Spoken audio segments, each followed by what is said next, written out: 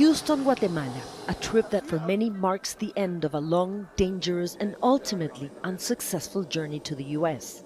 Migrants escaping poverty and violence in poor neighborhoods in Central America leave their homes and families, risking robbery, rape and murder, searching for a better future. Under these circumstances, you can thank God you are alive and you'll be able to see those you left behind here in Guatemala.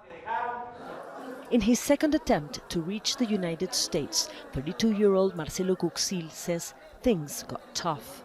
It took us 3 days only to cross the river, and then the Border Patrol caught us. They treated us like animals, chased us, and held guns to our heads.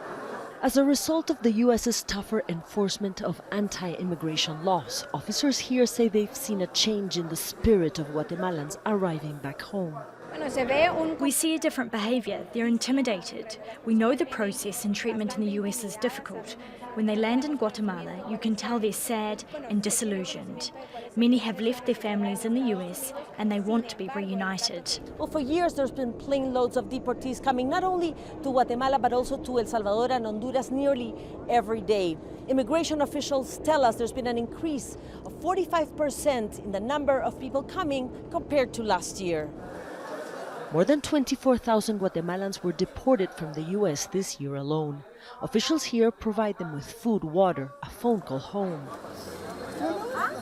Families wait for their loved ones, some of whom return traumatized.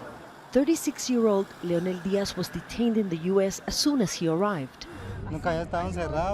I've never been in jail before, but I was held for 3 months. Blanca's son has been arrested for being in the U.S. illegally. He's been gone for 15 years. Now she dreads what will happen when he comes back in a few days.